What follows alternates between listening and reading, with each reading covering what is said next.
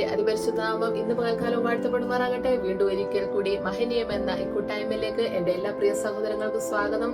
വേഗം വരുന്ന യേശുക്രിസ്തുവിന്റെ നാമത്തിലുള്ള എന്റെ സ്നേഹവന്ദനം അറിയിക്കുന്നു. കഴിഞ്ഞ എപ്പിസോഡ് നിങ്ങളുടെ ജീവിതത്തിൽ വലിയ അനുഗ്രഹമായി തീർന്നു എന്ന് കേട്ടതിൽ വളരെ സന്തോഷം. വീണ്ടും തുടർന്ന് എന്റെ ജീവിതത്തിൽ എന്താണ് ദൈവം ചെയ്തതെന്ന് ഞാൻ നിങ്ങളുമായി വളരെ സന്തോഷത്തോടെ ഷെയർ ചെയ്യാൻ പോവുകയാണ്. ശ്രദ്ധയോടെ കേൾക്കണമേ എന്ന് പ്രാർത്ഥനയോടെ ഞാൻ നിങ്ങളെ ഓർമ്മിപ്പിക്കുന്നു. കഴിഞ്ഞ എപ്പിസോഡിൽ എന്റെ വിവാഹത്തെ കുറിച്ചുള്ള ആലോചനയെ പറ്റി വീട്ടിൽ ഒരു ചർച്ച നടക്കുന്ന സമയം വരെയാണ് ഞാൻ നിങ്ങളുമായി ഷെയർ ചെയ്തത്.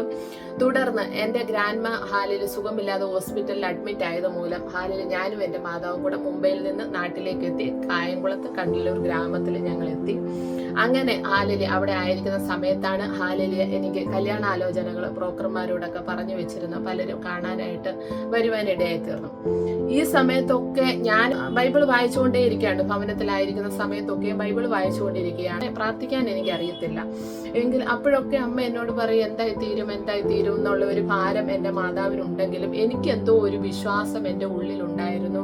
എനിക്ക് ഹാലേലിയ ദൈവം അങ്ങനെ ഒരു വ്യക്തിയെ ഒരുക്കുമെന്നുള്ളത്. എന്നാൽ ഹാലേലിയ എൻ്റെ മാതാപിതാക്കൾക്ക് ഹാലേലിയ മകളായിട്ട് ഞാൻ ഒരാളും എനിക്കൊരു സഹോദരനും ഉണ്ട്. എന്നാൽ ഞാൻ ഒരു പെൺകുട്ടിയായിട്ട് ഞാൻ ഒരാളാണ്. അപ്പോൾ ഒരിക്കലും എൻ്റെ മാതാപിതാക്കളെ ധിക്കരിച്ച് ഹാലേലിയ എൻ്റെ ഇഷ്ടപ്രകാരം ഒരു വിവാഹത്തിനോട് എനിക്ക് താല്പര്യമില്ലായിരുന്നു. എൻ്റെ മാതാപിതാക്കളുടെ പൂർണ്ണ അനുഗ്രഹത്തോടും അനുവാദത്തോടും കൂടി അവർ കാണിക്കുന്ന ഒരു വ്യക്തിയെ തന്നെ വിവാഹം കഴിക്കണമെന്ന് വളരെ നിർബന്ധമുള്ള ഒരു വ്യക്തിയായിരുന്നു ഞാൻ. ഹാലേലുയ. എങ്കിലും എൻ്റെ മനസ്സിൽ ഒരേ ഒരു കണ്ടീഷൻ എന്നുള്ളത് ഹാലേലുയ അവർ യേശുവിൽ വിശ്വസിക്കുന്ന ആളായിരിക്കണമെന്നുള്ളതായിരുന്നു. പക്ഷേങ്കിൽ എന്തായാലും എൻ്റെ വീട്ടുകാർ അങ്ങനെ ഒരു ബന്ധം എനിക്കായിട്ട് തിരഞ്ഞെടുക്കത്തില്ലെന്നുള്ള ഉറപ്പും എനിക്കുണ്ടായിരുന്നു. പക്ഷേ ഞാൻ ബൈബിൾ വായിച്ച് മുന്നോട്ട് പ്രാർത്ഥിച്ചുകൊണ്ടേയിരുന്നു. ആ സമയത്താണ് വിനുവേട്ടന്റെ ഹാലിലെ അമ്മയും അമ്മാവനും കൂടെ എന്റെ കുടുംബത്തിൽ വന്ന് ഹാലിലെ എന്നെ കണ്ട് ഇഷ്ടപ്പെട്ട് അവർ തുടർന്ന് വിവാഹത്ത് മുന്നോട്ട് പ്രൊസീഡ് ചെയ്യുവാൻ തുടങ്ങിയ കാര്യങ്ങളെല്ലാം അവര് തമ്മിൽ പറഞ്ഞ് ഹാലിലെ സംസാരിച്ചു. ഏകദേശം വിവാഹ നിശ്ചയത്തോടുള്ള വിവാഹ നിശ്ചയത്തിന്റെ അടുക്ക വരെ എത്തി കാര്യങ്ങള്.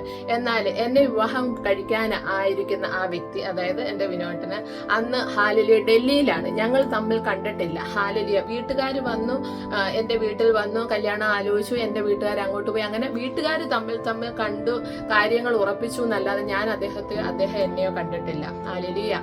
ഞങ്ങൾ അങ്ങനെ ഇരിക്കുമ്പോൾ തമ്മിൽ യാതൊരു പരിചയവുമില്ല. വീട്ടുകാർ വേഗത്തിൽ കാര്യങ്ങളെല്ലാം ക്രമീകരിച്ചു. വിവാഹ നിശ്ചയം അവർ നടത്തി. ഞങ്ങൾ തമ്മിൽ കണ്ടിട്ടില്ല എങ്കിലും വീട്ടുകാർ തമ്മിൽ പറഞ്ഞ് ഒരു ഡേറ്റ് എടുത്തു. ഹാലേലുയ. സെപ്റ്റംബർ 12 വിവാഹം നടത്താം എന്നുള്ളത്. അപ്പൊ ജൂലൈയിലാണ് ഞാൻ നാട്ടിലെത്തിയത്. സെപ്റ്റംബർ 12 വിവാഹം നടത്താമെന്നുള്ള ഒരു ഡേറ്റ് തീരുമാനിച്ചുറപ്പിച്ചു. ഹാലേലുയ. ഞാൻ അദ്ദേഹം എന്നെയോ കണ്ടിട്ടില്ല. ഹാലേലുയ.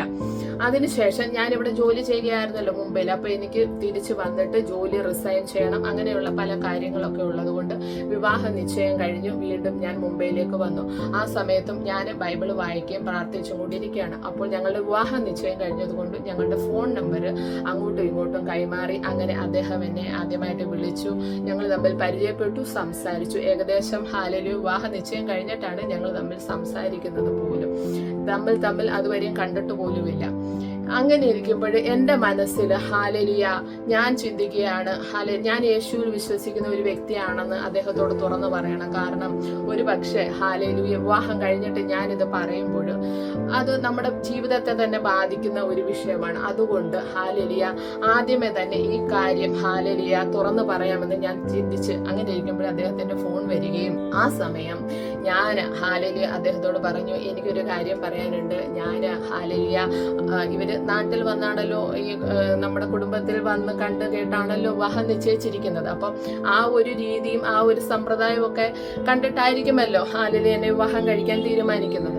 അപ്പോൾ അതിൽ നിന്നെല്ലാം വ്യത്യസ്തമായിട്ട് ഹാലിലെ ഒരു വ്യക്തിയാണ് ഞാനെന്ന് അദ്ദേഹത്തോട് പറയുവാനിടയായിത്തീർന്നു. ഞാൻ യേശുവിൽ വിശ്വസിക്കുന്ന ഒരു വ്യക്തിയാണ്.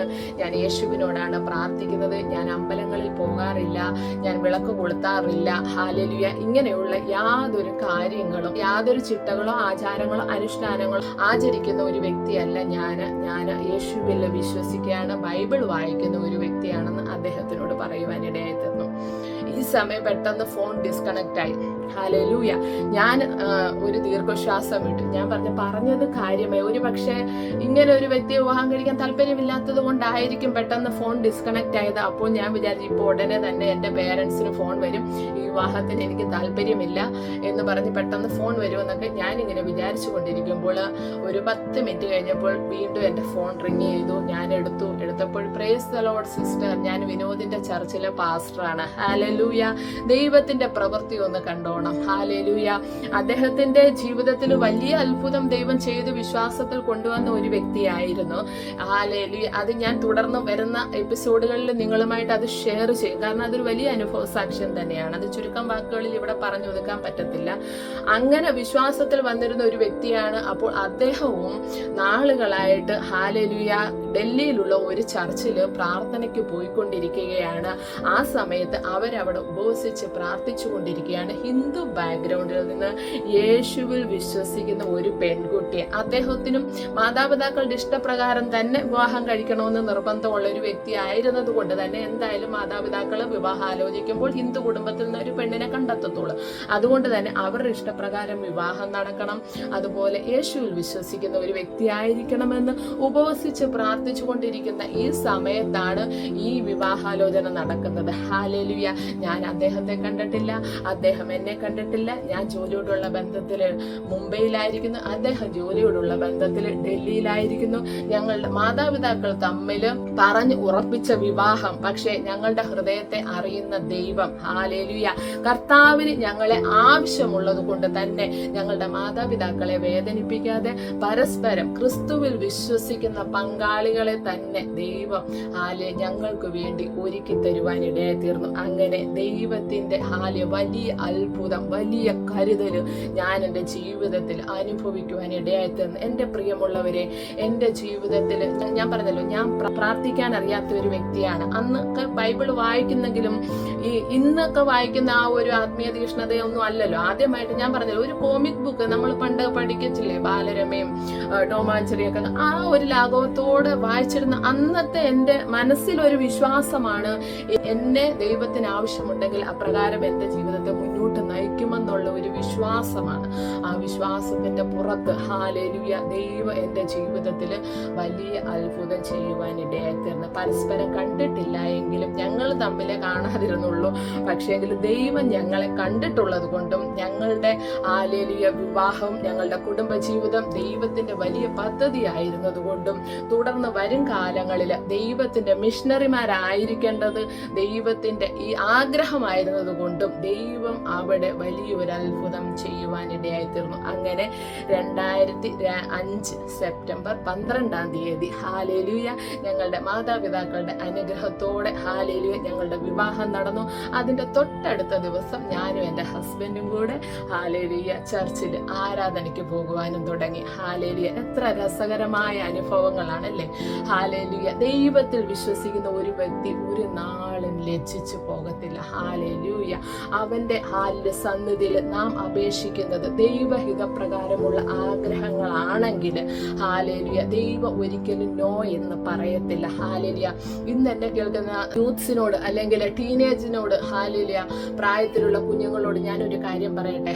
നമ്മളെ വളരെ കഷ്ടപ്പെട്ടാണ് നമ്മുടെ മാതാപിതാക്കൾ വളർത്തുന്നത്. അവരുടെ പല ആഗ്രഹങ്ങളും മാറ്റി വെച്ചിട്ട് കഷ്ടപ്പെട്ട് നമ്മൾക്ക് നല്ല സുഖം, നല്ല സൗകര്യങ്ങളും നല്ല വിദ്യാഭ്യാസവും ഒക്കെ തന്നു വളർത്തുമ്പോഴും ഒരിക്കലും നമ്മൾ പോകുന്ന ഒരിടത്ത് ഹല്ലേലൂയ നമ്മൾ സ്വയം കണ്ടുപിടിച്ച് നമ്മുടെ ജീവിതം നശിപ്പിക്കരുത്. എപ്പോഴും നമ്മളുടെ മാതാപിതാക്കളുടെ അനുഗ്രഹത്തോടും ഹല്ലേലൂയ നമ്മളുടെ സഭയിലെ ശ്രേഷ്ഠ അഭിഷിക്തന്മാരുടെ കൈവപ്പോടും കൂടിയുള്ള ഒരു കുടുംബ ജീവിതത്തിലേക്ക് നാം പ്രവേശിക്കുകയാണെങ്കിൽ ഹല്ലേലൂയ പ്രത്യേകിച്ചും ഈ കാലഘട്ടത്തിൽ ഡൈവോഴ്സ് എന്നൊരു സംഭവം ഹല്ലേലൂയ വളരെ പ്രാബല്യത്തിലായിരിക്കുകയാണ്. പ്രത്യേകിച്ചും നമ്മുടെ കേരളത്തിൽ എനിക്ക് തോന്നുന്നു കൂടുതലാണെന്ന് തോന്നുന്നു ഡൈവോഴ്സ് എന്നുള്ള ഒരിത്.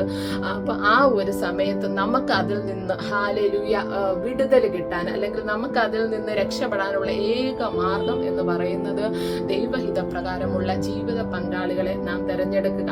പുറമേ ഉള്ളത് മാത്രം നമ്മളുടെ വിദ്യാഭ്യാസമോ അല്ലെങ്കിൽ നമ്മുടെ പാർട്ട്ണറുടെ വിദ്യാഭ്യാസം, ജോലി, കുടുംബം സ്റ്റാൻഡേർഡ് ഒക്കെ നോക്കുന്നതോടൊപ്പം തന്നെ ഹാലേലിയ അത് മാത്രമായിട്ട് ഒതുങ്ങരുത്. നല്ല ആത്മീയ വ്യക്തികളെ, നല്ല ഹാലേലിയ പ്രാർത്ഥിക്കുന്ന വ്യക്തികൾ, അവർക്ക് അല്പം ഹാലേലിയ സാമ്പത്തികം കുറവുണ്ടെങ്കിലും സൗന്ദര്യം കുറവുണ്ടെങ്കിലും ഹാലേലുയ നാം തിരഞ്ഞെടുക്കുന്നതിൽ ഹാലേലിയ വിമുഖത കാണിക്കരുത്. ദൈവഹിതപ്രകാരമുള്ളതാണെങ്കിൽ തീർച്ചയായിട്ടും കണ്ണുമടച്ച് നിങ്ങൾ ഹാലേലിയ അതിനെ സ്വീകരിക്കുകയാണെങ്കിൽ ഹാലേലുയ ദൈവം വലിയ വൻ കാര്യങ്ങൾ നിങ്ങളുടെ ജീവിതത്തിൽ ചെയ്യും. ഹാലേലുയ എൻ്റെ പാർട്ട്ണറായിട്ട് വന്ന വ്യക്തി ഹാലേലുയ എങ്ങനെയാണ് വിശ്വാസത്തിൽ വന്നതെന്ന് ഉള്ളത് വലിയൊരു അനുഭവ സാക്ഷ്യമാണ്. എന്നാലും 2 വാക്ക് ഞാൻ ഇപ്പോൾ ഒന്ന് പറയാം. എൻ്റെ വിവാഹം 2005 നടക്കുമ്പോഴും ഏകദേശം 2002 കാലഘട്ടത്തിൽ അദ്ദേഹം ഹാലേലുയ ഡൽഹിയിൽ ഒരു ഹാലേലുയ കമ്പനിയിൽ വർക്ക് ചെയ്തുകൊണ്ടിരിക്കുന്ന സമയത്ത് തന്റെ സൈറ്റിൽ വെച്ച് വലിയൊരു ഹാലേലുയ